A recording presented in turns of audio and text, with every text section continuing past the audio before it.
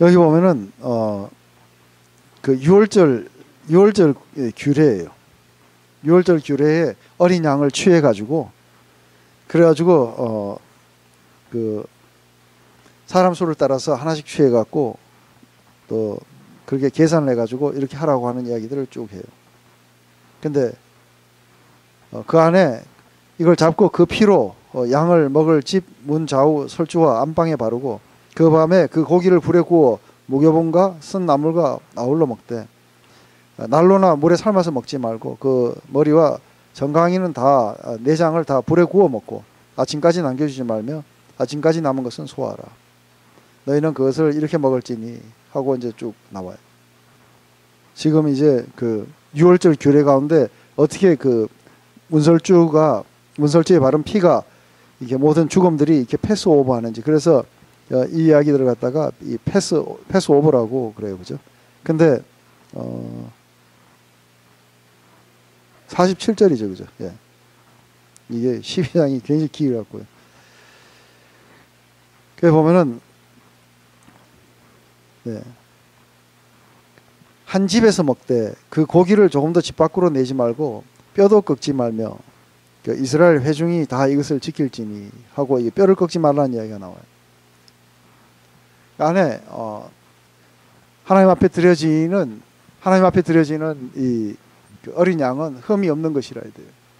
흠이 없는 것이고 이러한 것들은 이렇게 구워 먹고 그다음 내장도 다 구워 먹고 그리고 그 다음날 아침까지 조금 더 그걸 남기지 말라고. 그래서 온전하게 그걸 다 먹어야 돼요.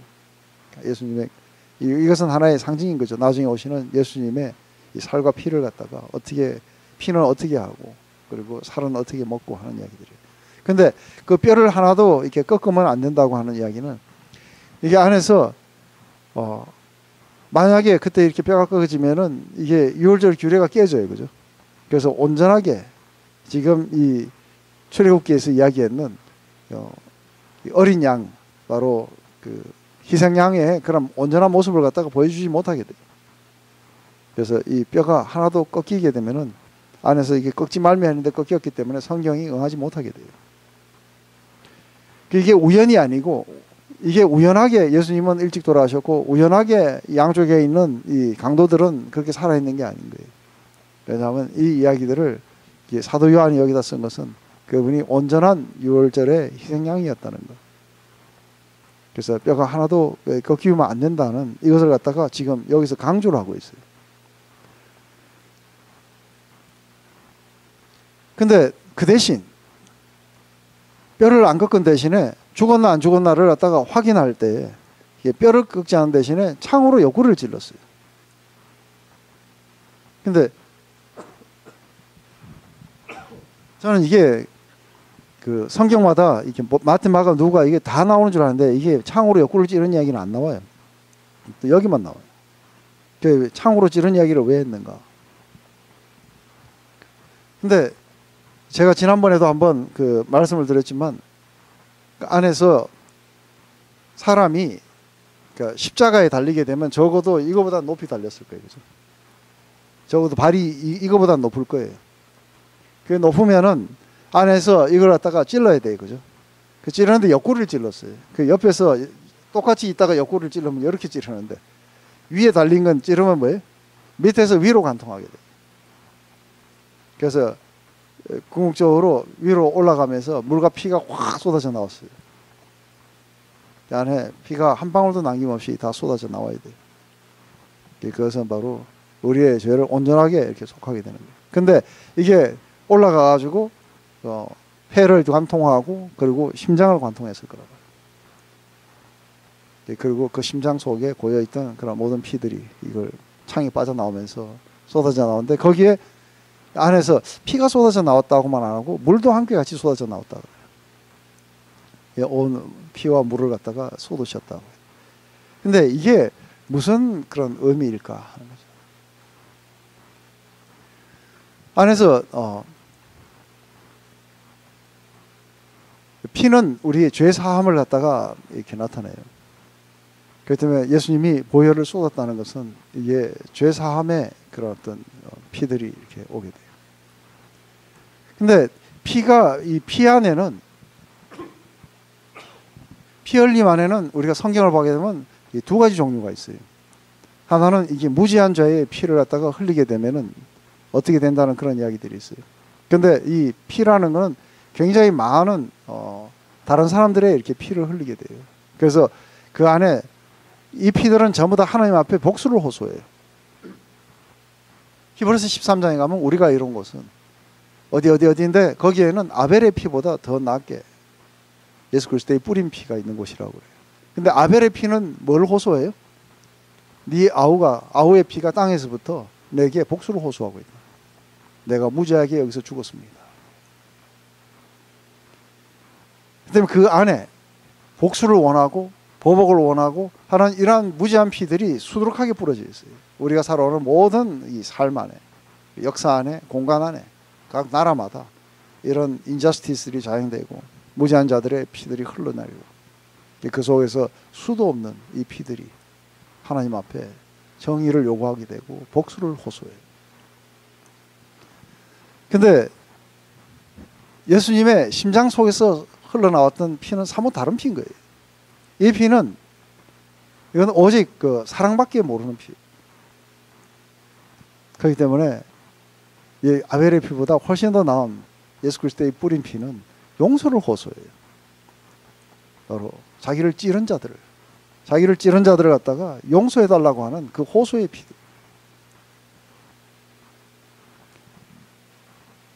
그래서 그들이 찌른 자들을 볼 것이요 하고 했던 이 이야기는 스가랴서 13장의 얘기. 한번 스가랴서 13장을 한번 쳐요. 12장에 우리 10절부터 12장 10절에 보면 이렇게 나와요. 내가 다윗의 집과 예루살렘 거민에게 은총과 강구하는 심령을 부어주리니 그들이 그 찌른 바 그를 바라보고 그를 위하여 애통하기를 독자를 위하여 애통하듯 하며 그를 위하여 통곡하기를 장자를 위하여 통곡하리로다. 그날에 예루살렘에 큰 애통이 있으리니 무기또 골짜기 하다드림몬에 있는 애통과 같을 것이라. 온 땅의 각 족속이 따로 애통하되 다윗의 족속이 따로하고 그 아내들이 따로하며 나단의 족속이 따로하고 그 아내들이 따로하며 레이 족속이 따로하고 그 아내들이 따로하며 시므이 족속이 따로하고 그 아내들이 따로하고 모든 남은 족속도 각기 따로하고 그 아내들도 따로하리로다. 이게 안에서 이게 군병이 창으로 이렇게 옆구리를 찔렀어요, 그죠? 그들이 찌른 바 그를 갖다가 이렇게 바라보는 거예요. 근데 우리도 한번 같이 바라봐야 돼요. 우리도 같이 하늘과 땅 사이에 매달려서 타는 목마름 속에서 내가 목이 마르다 하시고 그리고 마지막에 내가 계획했던 모든 것들, 내 구원, 내 사랑의 그런 모든 계획들을 다 이뤘노라고. 근데 그 속에서 그렇게 사랑하기를 원하셨던 거예요. 여러분 자신들을 거역하고 멀리 도망간 그런 모든 인류, 바로 여러분과 저를 그렇게 사랑하기를 원하십니다. 그렇게 우리가 경험하기를 원했던 그 사랑은 계속해서 거절당했었어요. 그리고 침뱉음을 당하고 채찍질을 당했어요. 그 사랑을 우리에게 쏟아져 주고 싶었는데, 그런데 우리는 다 양같이 그것들을 거부했었어요. 그리고 자신이 사랑하는 사람들로부터 그렇게 사랑받고 싶었는데 모두가 다 거절했었어요. 그분의 심장 속에 고였던 이 사랑은 실제로 받아들이지 않았고 그리고 전달되지 않았어요. 그런데 이게 안에서 스가랴서 12장의 이야기는 이걸 찔러놓고 그들이 찌른 바 그들을 바라보고 난 뒤에 뭐가 일어나게 되냐면 그 피가 쏟아져 나오면서 다른 곳에서 보면 아버지여 저들을 용서해달라고 호소를 해요. 아버지 저들이 하는 게 뭔지를 모릅니다. 그리고 그 피가 우리는 그냥 그가 하나님 앞에 자기가 자칭 하나님의 아들이라 해서 벌을 받는 줄 아는데 실상은 그가 찔림은 우리의 죄악 때문이고 그가 상함은 우리의 허물 때문에 그렇게 그가 피를 쏟았다는 걸 갖다가 보게 되는 거예요. 그때부터 시작해갖고 이 애통함이 이게 회개의 역사가 통곡의 역사가 그것을 갖다가 제대로 바라보기만 한다면은 바로 여기 스가랴서 12장에서 나온 거는 그런 통곡의 역사가 회개의 역사가 각 족속 각 사람들 아내 남편 다 따로따로 다 일어날 거라는 거예요. 모든 사람들이 그걸 바라보기만 한다. 그렇기 때문에 이 부분들을 가지고 우리는 묵상할 수 있어요. 그죠? 하늘과 땅 사이에 매달렸어. 그 사랑을 그렇게 보여주고 싶어 했었고 그 사랑이 그렇게 받아지기를 소망했던 한 분이 계세요. 우리를 만드신 분이시고 우리에게 바로 그 사랑이 우리 안에 들어와서 우리의 삶 속에 그렇게 열매 맺기를 소망하셨던 분이세요. 모두가 다 그 사랑으로 말미암아 바로 하나님과 화해되기를 원했고 그리고 모두를 갖다가 다 내 아버지 집에 거할 곳이 많다고 그리로 데려가기를 소망했던 그 사랑이 쏟아져 나오고 있다. 바로 제대로 우리가 보기만 한다. 우리도 그 찌른 바 우리도 그를 봐야 돼요. 그들이 찌른 그를 바라보고 우리도 통곡해요. 우리도 우리의 마음 속에서 근데 피가 똑같은 피인데 그죠? 하나는 다른 사람을 갖다가 다른 사람의 피를 흘렸고 하나는 자신의 피를 통해서 다른 사람에게 생명을 주는 피예요. 근데 물도 쏟아져 나왔어요. 근데 이 물도 상당히 이게 파괴의 원인이 돼요. 그래서 네가 물 가운데 지날 때 내가 너와 함께 하시며 물이 너를 엄몰하지 못할 것이라고 하는 이 파괴의 물이 있어요. 그렇지만 이 물은 다른 물이에요. 왜냐하면 이 물은 바로 이 물을 통과하면서 그들은 이집트의 속박으로부터 벗어났어요. 그리고 이 물을 통해 가지고 그들은 광야에서 그들의 목마름을 갖다 죽였어요. 그리고 이 물을 건너가면서 그들은 약속의 땅으로 들어갔어요. 그리고 이 물은 사마리아 여인에게 영원히 그 속에서 영원히 솟아오르는 샘물과 같이 될 것이라고 하는 그 물이에요. 그런데 이 물이 마침내 에스겔서 47장에 36장에 나오는 내가 물로 씻어 그들을 깨끗하게 하고 그리고 47장에 가면은 이 물은 성전의 물지방에서부터 흘러나와서 강처럼 흘러가게 돼요.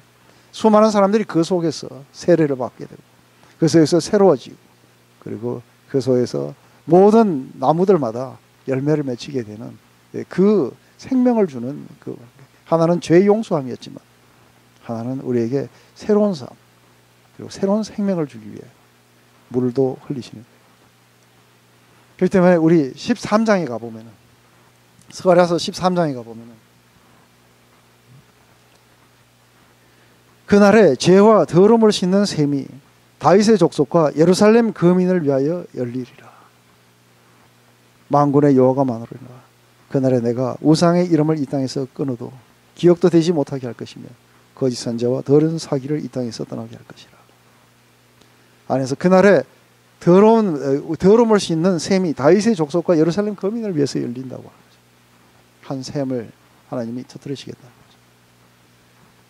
이것은 바로 이후에 오게 될 성령을 이야기를 하세요. 안에서 예수님의 그런 피는 우리에게 죄사함의 용서를 갖다가 해주셨다면 바로 우리에게 새로운 생명을 주시기 위해서 성령께서 우리 가운데 오셔서 우리를 갖다가 새로운 그래서 내가 새 마음과 새 영을 너에게 허락하겠다고 내가 물로 씻어 깨끗하게 하고 그리고 내가 새 영을 너에게 부어주겠다고 말씀하십니다. 이 사도 요한은 이걸 찌르고 난 뒤에 물과 피가 쏟아져 나오는 것을 그렇게 봤어요. 그렇게 보면서 이게 스가랴서를 갖다가 인용하는 거예요. 그들이 찌른 바 그들을 볼 것이요.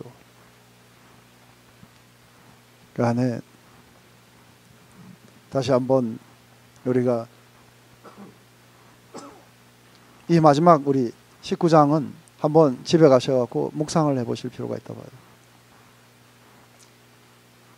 안에서 채찍을 맞고 군중들에게 아주 조롱을 당하고 침뱉음을 당하고 그리고 그 옷이 벗겨온 후에 아무 죄도 찾지 못하는 그분을 내어주게 되고 그리고 유대인의 왕이라는 그 팻말 아래서 죽어가고 있는 이 바로 우리의 왕이신 예수님, 우리의 죄악을 담당하시고 우리의 허물을 담당하시고 우리를 치료하기 위해서 우리에게 새로운 생명을 주기 위해서 그분의 사랑을 물과 피로 통해서 쏟으시는 분이세요. 하늘과 땅 사이에 온 우주를 만드신 분이 매달리셨어. 파란 목마름 속에 내가 목이 마르다고 하십니다. 왜냐하면 우리에게 우리의 이런 모든 목마름을 갖다가 채워주시기 위해서 그분이 우리를 대신해서 목이 마르신 거예요. 그리고 영원 전부터 바로 여러분과 우리를 위해서 세웠던 그분의 아름다운 그런 모든 계획들을 다 이루신 거예요. 내가 이제는 다 이루었도다. 그리고 영원히 돌아갔어요. 그리고 다리의 뼈가 하나도 꺾지 말아야만이 우리의 온전한 희생양이 될 수 있어요. 그렇기 때문에 안에서 이 다리가 꺾이지 않는 것은 그분이 먼저 돌아가시게 돼요. 이런 모든 것들이 우연 같지만 그 완벽한 우리의 희생양으로서 돌아가셨다는 걸 증거해주고 있는 거예요. 그뿐 아니라 그것 때문에 뼈가 꺾이지 않는 대신에 창으로 찔림을 당하시고 거기서 물과 피를 쏟았어요. 이 피는 복수를 호소하지 않아요. 오히려 화해를 청하게 돼요. 바로 예수 그리스도 안에서 하나님은 온 세상을 자신과 화해하기를 원하시는 거예요. 그리고 그 바로 예수 그리스도의 피를 통해서 우리는 하나님의 임재 가운데로 나오라. 바로 예수님은 바로 자신의 희생 제물을 들고 하늘에 있는 영원한 그 생츄어리 성막으로 들어가셔서 단번에 모든 사람들을 위해서 자신을 제물로 드리셨어요. 그리고 우리 모두를 하나님의 임재 가운데로 데려가시는 거예요. 바로 내가 아버지를 알게 했고 내가 모두를 너 아버지 집에 거할 곳이 많으니 내가 너희들을 거기 데려가기로 하고 너희들은 바로 이 사랑 가운데 거하라고.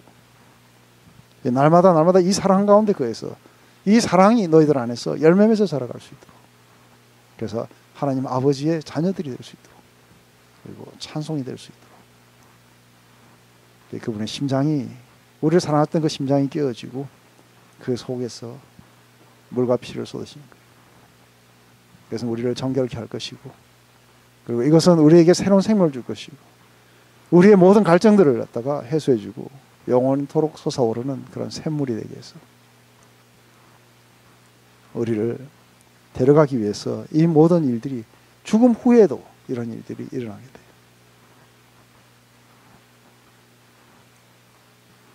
아멘. 한번 이 모든 과정들을 하나하나 천천히 읽어보시면서 묵상을 해보시게 되면 바로 그 속에서 여러분과 저 때문에 이 모든 것들이 해프냈고 여러분과 저를 사랑하셨기 때문에 그리고 이 사랑이 여러분들에게 전달되기를 소망했고 이 사랑 가운데 여러분들이 거하기를 원하셨고 그리고 이 사랑이 여러분들에 들어가서 여러분의 사랑이 되고 또 저의 사랑이 되고 이 사랑이 여러분의 삶과 저의 삶 안에 수많은 열매들을 맺었어서 이 사랑이 끝없이 흘러가라고 바로 이 모든 일들이 해픈했다고 그걸 오늘 우리는 이 말씀을 통해서 보는 거예요.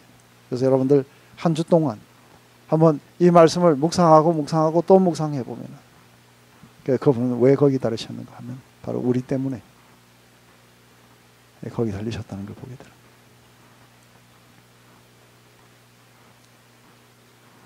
이걸 보게 되면은 우리 안에 하나님 말씀하세요, 그죠?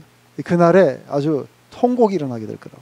그런데 이게 처음에는 아주 예루살렘에부터 일어나요, 그죠? 그래서 각각이 다윗 족속과 그 아내들이 누구와 아내들이 시므이와 아내들이 막 이렇게 나오는데 나중에 14장 스가랴서 14장에 가 보면은 이게 예루살렘에서 나왔고 이제는 강처럼 동해로 서해로 막 가는 장면이 나와요.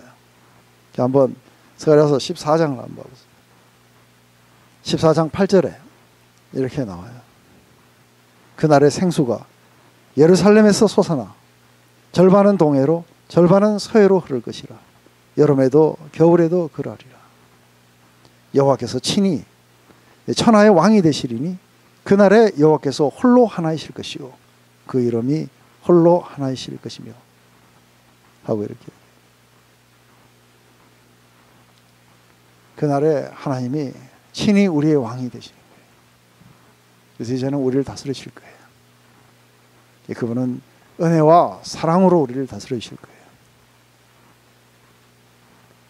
이제는 이 뒤의 부분은 그분이 그 죽음 속에 매여 있지 않아요. 거기서부터 부활하세요. 그리고 성천하셔서 이제는 영원한 우리의 왕이신 거예요.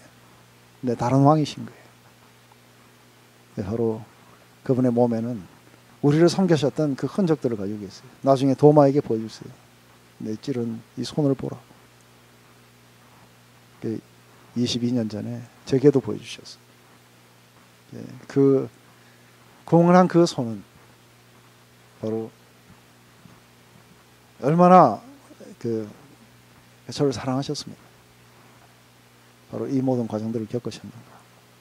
이게 보여지게 될 때에 그때 안에서 내 모든 삶이 얼마나 잘못됐는가에 대해서 리펜트가 일어나기 시작하고 거기서부터 내가 자유로워지기 시작하고 하나님이 내게 새로운 영을 주시고 새 삶을 주시고 새롭게 하나님과의 관계를 또 새 생명 가운데 그리고 하나님의 그 왕국 안에서 그분의 영원한 사랑과 은혜로 통치를 받도록 인도해 주셨던 거예요. 이게 바로 실제로 해픈했던 이야기들이 여기에 나오고 사도 요한은 다른 공간복음에 나오지 않는 그 이야기를 여기다 집어넣어서 안에서 이미 그 앞에서 이야기를 해요. 안에서 생수에 관한 이야기들을 많이 하세요. 물이 변해서 포도주가 되고 여기서 믿는 자들이 받을 성령을 말할 것이다. 누구든지 목마르거든 내게로 와서 마시라. 나를 믿는 자는 성경에서 말한 것처럼 그 배에서부터 생수의 강이 흘러나게 될 것이다. 안에 바로 우리는 새 생명 가운데 나가기 위해서 우리는 날마다 그들이 찌른 그분을 봐야 돼. 그 속에서 물과 피가 쏟아져 나오는 것들을 봐야 돼. 내 안에 그 피는 바로 우리의 용서를 호소하고 있고 그리고 그 물은 우리에게 새로운 생명 가운데로 인도하기 위해서 그분이 흘리셨던 물과 피라는 것들을 갖다가 날마다 이게 보게 되면 우리의 마음 속에서 새로운 삶, 새로운 생명 그 사랑이 우리를 온통 지배하고 있다면 우리 안에 새로운 열매들이 맺어져서 하나님의 영광과 찬송이 되며 마지막 날에 이것들이 동해로 서해로 흘러가면서 온 땅에 바로 그분의 사랑 가운데서 새롭게 태어나는 사람들을 위해 하나님은 친히 홀로 왕이 되실 것이고 그리고 친히 홀로 더 이상의 어떠한 통치자도 없이 하나님 직접 우리를 통치해 주시겠다는 이야기가 바로 이 이야기인 거예요. 오늘 우리가 좀 일찍 끝나야 돼요. 왜냐하면 또 뒤에 무슨 클래스가 있다고 조금만 일찍 끝나달라고 했어요. 한번 여러분들 집에 가셔가지고 읽어보시면서 이걸 그냥 읽지 마세요. 읽지 마시고 왜 그렇게 하셨는지 왜 온 세상을 만드신 분이 하늘과 땅 사이에 매달려서 이런 일을 겪으셨는지 이 하나하나를 갖다가 전부 다 음미해 보시면서 생각해 보시고 우리도 그들이 찌른 그를 바라보고 우리 안에도 새로운 생명, 새로운 회개의 삶 그런 것들이 우리 안에 일어나기를 소망합니다. 아멘. 자, 기도하겠습니다. 하나님 아버지 오늘 당신의 아들 예수 그리스도께서 오셔서 이 마지막 세상을 떠나가시는 장면 채찍질을 당하시고 그리고 침뱉음을 당하시고 손바닥으로 침을 당하시고 가슴이 열리고 하는 것 이런 온갖 고초를 겪으신 그리고 마침내 십자가에서 타는 목마름 속에서 계획하셨던 모든 사랑의 역사를 다 이루셨다고 그렇게 외치신 장면을 봤습니다. 아버지 그 하나하나 바로 우리의 죄악 때문이고 또 우리의 허물 때문이며 우리가 나음을 입을 수 있도록 하기 위해서 우리를 섬기러 오셨던 우리의 왕이신 예수 그리스도의 이야기를 우리가 봅니다. 하나님 뿐만 아니라 죽으신 후에도 여전히 뼈를 하나도 꺾이지 않은 채 우리의 온전한 희생양이 되셔서 창에 옆구리를 찌르시고 그리고 물과 피를 온통 쏟아주심으로 말미암아 우리 안에 그 찌른 그 상처들을 우리가 바라보며 회개의 역사들이 일어나기 시작하고 정결케 되는 역사들이 일어나기 시작하고 그리고 새로운 생명 가운데 친히 하나님이 우리의 왕이 되셔서 우리를 통치하실 줄 믿습니다. 아버지 놀라운 이 역사의 현장 속에 다가갈 수 있도록 기록된 말씀을 통해서 하나님 우리 모두가 다 실제 접근할 수 있도록 인도하여 주시옵소서. 예수님의 이름으로 기도드립니다.